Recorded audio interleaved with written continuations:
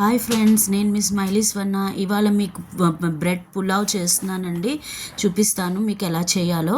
దానికి కావాల్సిన ఇంగ్రీడియంట్స్ ఇవ్వండి. మసాలా ఐటమ్స్ అయితే ఇవి. నేను ఎక్కువ మసాలా వేయట్లేదు, సో చూపిస్తున్నాను కదా. ఇదిగోండి ధనియాలు, జీలకర్ర ఇవి.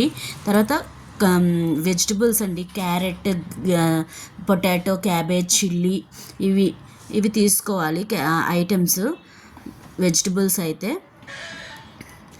తర్వాత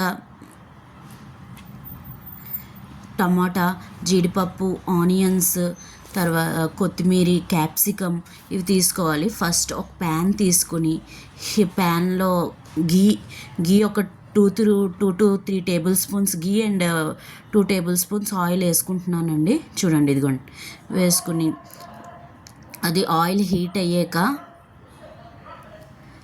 ఆయిల్ హీట్ అవుతూ ఉంటుంది కదండి. ఆయిల్ హీట్ అయ్యాక మనం తీసుకున్నాం కదా ఆ మసాలా ఐటమ్స్ అన్నీ మిక్సీ చేసుకుని వేయించాలండి, ఫ్రై చేయాలి. ఫ్రై చేసాక అది కొంచెం కలర్ చేంజ్ అవుతుంది కదా, ఫ్రై అవుతూ ఉంటే ఈ వెల్లుల్లిపాయలు అన్నీ కలిపి, లవంగాలు, మిరియాలు, తర్వాత అవన్నీ పేస్ట్ ఫ్రై అవుతుంది కదండి. ఫ్రై అవుతున్నప్పుడు అది బాగా స్మెల్ వస్తుంది అనమాట, మంచి అరోమా వస్తుంది అది మంచి ఫ్రై అవుతూ ఉంటే.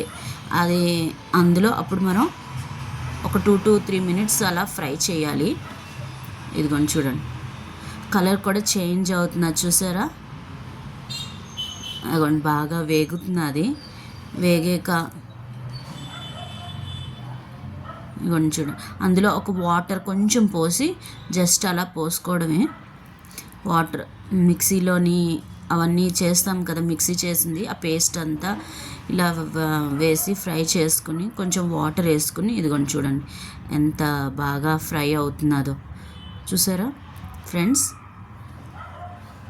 చూడండి, కొంచెం ఆయిల్ వేసుకుంటాం కావాల్స్తే, ముందు వేసుకుంటే ఓకే, కొంచెం ఎక్కువగానే వేసుకోవాలి దీనికి. అప్పుడు జీడిపప్పు ఇవన్నీ ఉంటాయి కదా కూరలు, ఇదిగోండి చూసారా. జీడిపప్పు, తర్వాత ఆనియన్ వేసి ఫ్రై చేసుకోవాలి. జీడిపప్పు ఇదిగోండి చూడండి ఎంత నూనె తేలుతున్నది చూసారా పైన. ఆ తర్వాత ఆనియన్స్ వేసుకోవాలి.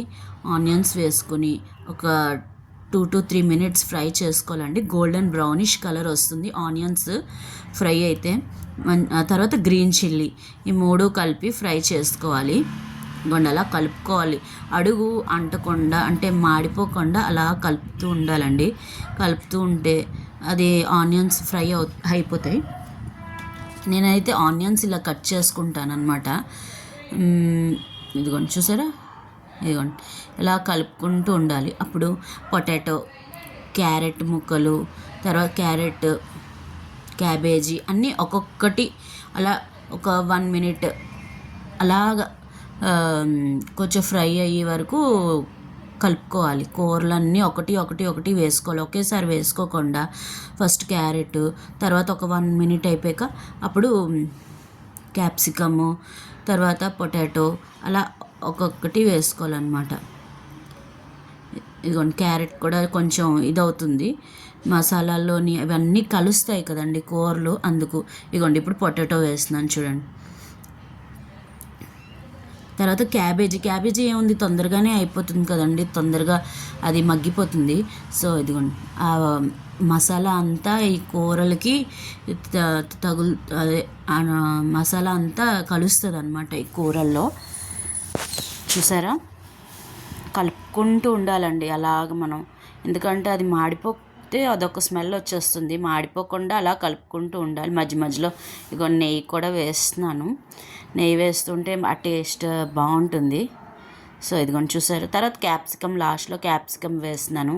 ఇది క్యాప్సికమ్ వేస్తే ఆ పులావ్కి మంచి ఫ్లేవర్ అన్నది ఇస్తుంది. సో ఇదిగోండి చూసారా ఎంత బాగా ఫ్రై అవుతున్నాయో వెజిటబుల్స్ అన్నీ కలిపి. అలా కలుపుకుంటూ ఉండాలి.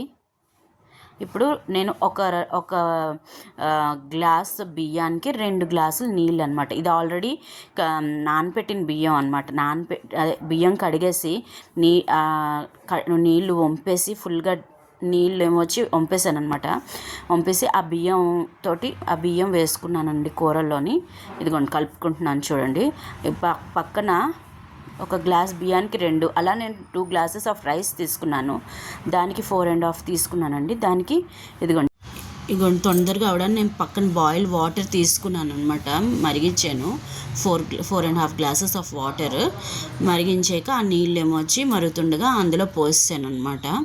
సో ఇదిగోండి చూసారా, తొందరగా మరుగుతున్నది అనమాట. తొందరగా మనకి అదే ప్రిపరేషన్ అవ్వడానికి ఇదిగోండి చూడండి తొందరగా వెసరు అవుతున్నది. అదంతా కలుపుకోవాలండి. కింద నుంచి బాగా పైకి కలుపుకున్నాక అప్పుడు కలర్ కోసం పసుపు వేస్తున్నాను కొంచెం.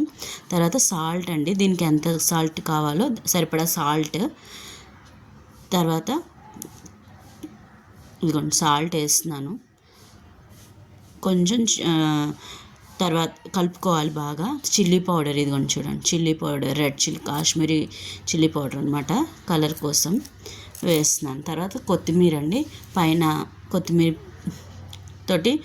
కొత్తిమీర వేసుకొని బాగా కలుపుకుని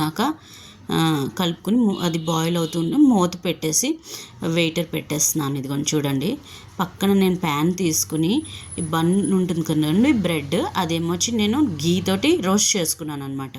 రోస్ట్ చేసుకుని అందులో కలిపేసుకోవడమే. ఇదిగోండి సర్వ్ చేసుకున్నాను. Thank you for watching.